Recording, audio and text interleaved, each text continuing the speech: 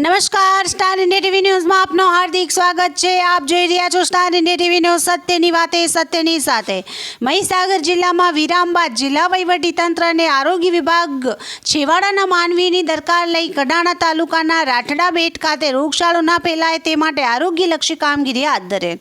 આરોગ્ય વિભાગની ટીમ દ્વારા બોટ મારફતે રાઠડા ગામમાં પહોંચી ઘરે ઘરે જઈને ક્લોરીન ટેબ્લેટ, ORS તેમજ ક્લોરીન ટેસ્ટ કરીને ચોખ્ખું પાણી પીવાલાયક મળી રહે તે માટે વિવિધ પ્રકારની આરોગ્યલક્ષી કામગીરી હાથ ધરવામાં આવી રહી છે।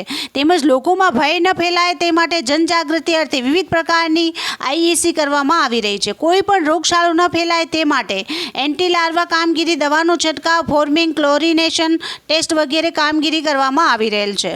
અહીં ઉલ્લેખનીય છે કે જિલ્લાની મહીસાગર નદી પર આવેલા કડાણા ડેમના જલાશય વિસ્તારમાં આવેલો આ એક અનોખો બેટ છે।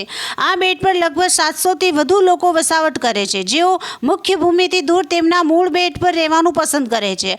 આ બેટની ભૌગોલિક સ્થિતિ એવી છે કે રાઠડા બેટ ગામે જવા માટે કોઈ રોડ કે રસ્તો બનાવી શકાય તેમ નથી। ત્યાં જવા માટે માત્ર એક જ ઉપાય જળમાર્ગ છે, જેમાંથી બોટના સહારે સામાન્ય સ્થિતિમાં અવરજવર કરી શકાય છે। Star India TV news reporter Mustak Shibhai, Santrampur, જિલ્લો મહીસાગર।